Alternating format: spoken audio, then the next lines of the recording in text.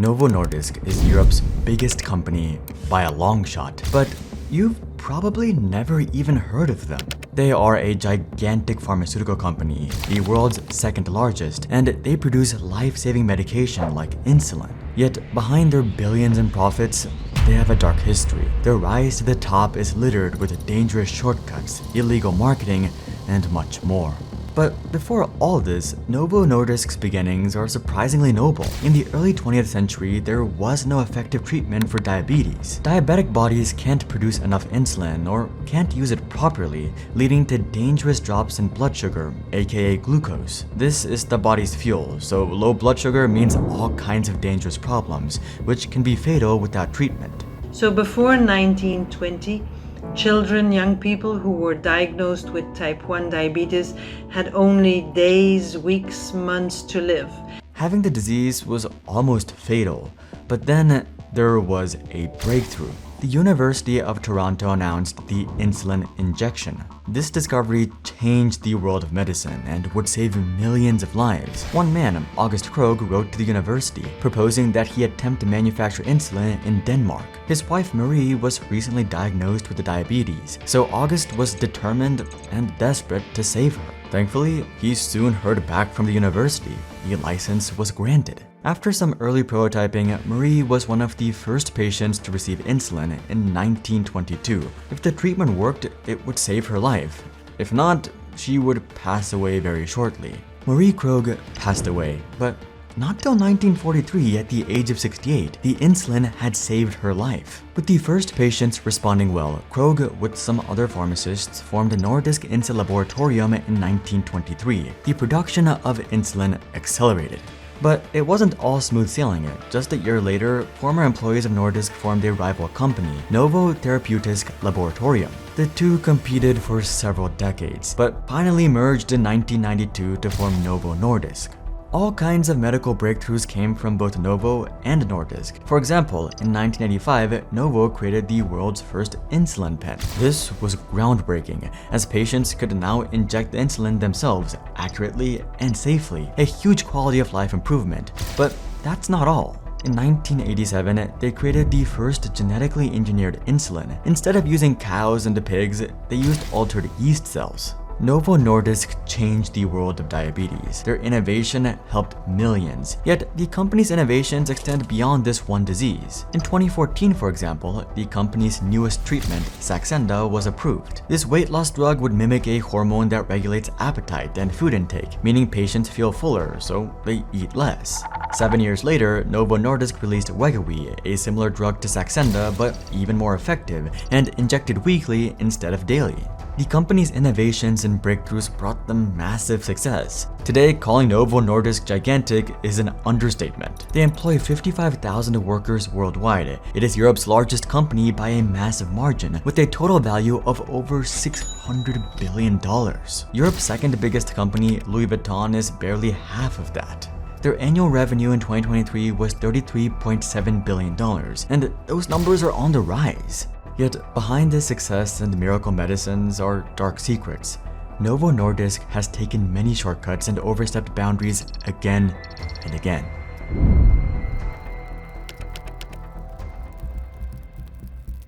Novo Nordisk knows their insulin saves lives, so they've been raising the price of their pens for many years, far beyond inflation. But it's not just Novo Nordisk. They're part of the big three insulin manufacturers, alongside Eli Lilly and Sanofi. These pharmaceutical giants control the market, and they have carefully created an oligopoly on life-saving insulin by simultaneously raising their prices together.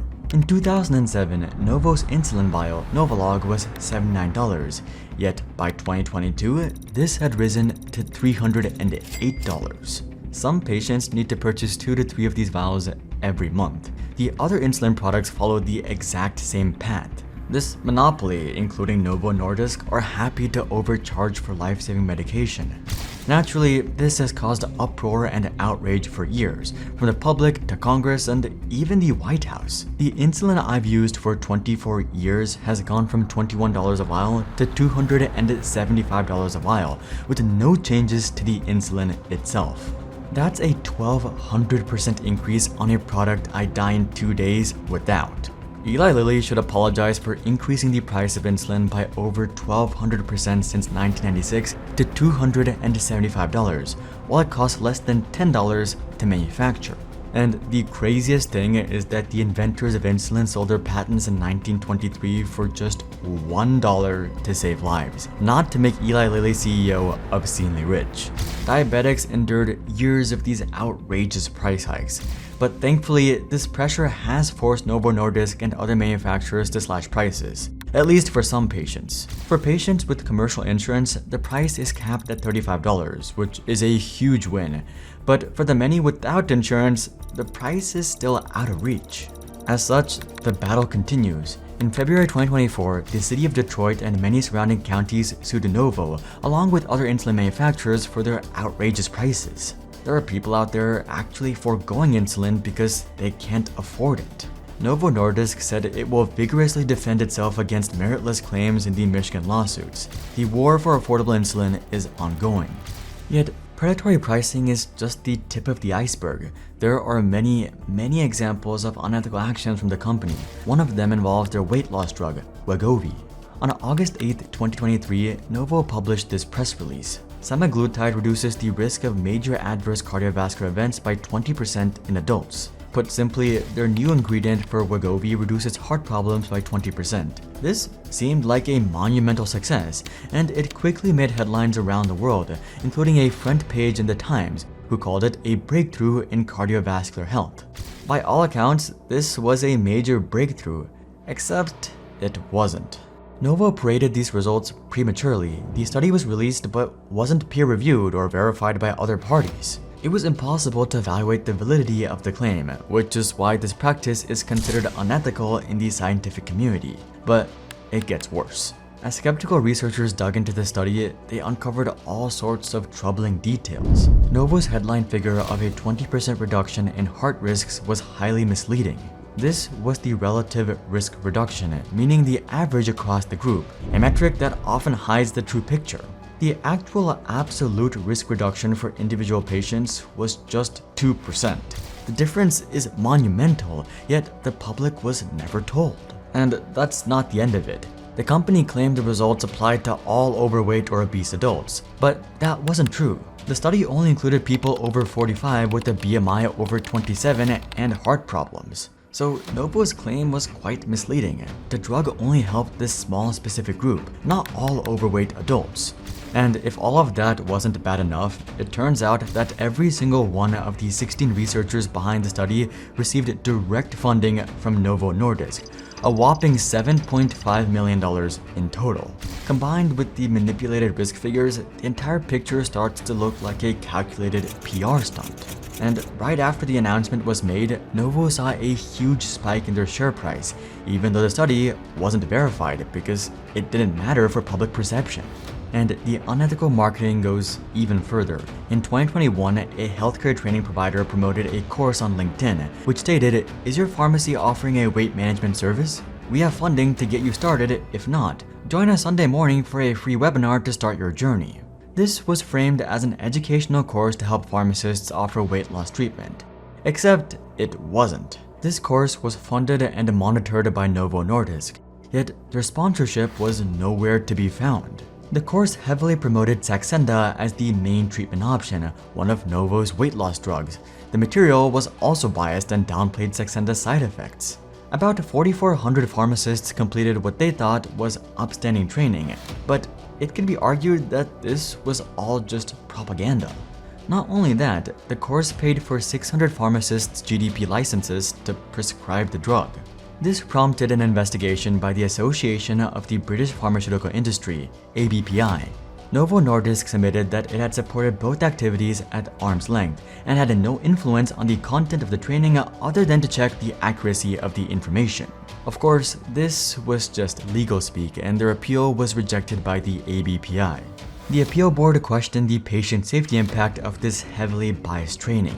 This, in essence, was a way to train a large number of UK pharmacists on the prescription of Saxenda for profit. But this wasn't even the first time the ABPI had investigated Novo Nordisk. In fact, false advertising is a bit of a common theme for the company.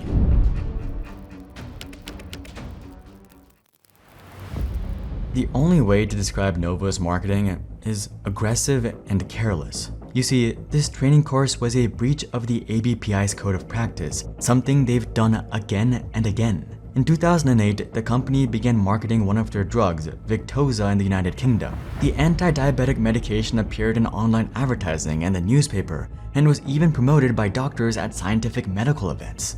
Except Victoza hadn't been approved for sale yet, making all of this promotion completely illegal.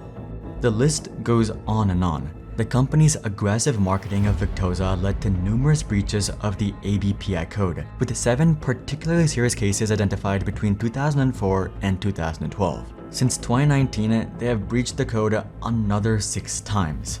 Despite past reprimands, the company has failed to remedy the cultural and systemic issues that lead to ongoing violations. Novo Nordisk's practices are finally catching up with them though. In 2023, they were suspended from the ABPI, meaning when industry regulations and practices are being set, Novo is unable to provide their input or receive important briefings. But with all that said, there's still more. Novo made another violation, which got them in trouble with the US Department of Justice. You see, Victoza has a risk of causing a rare form of cancer, among other side effects. Novo, like all pharmaceuticals, is required by the FDA to disclose this to physicians, except they didn't. Novo knew that sharing this would impact their profits, so they downplayed this information or didn't mention it at all.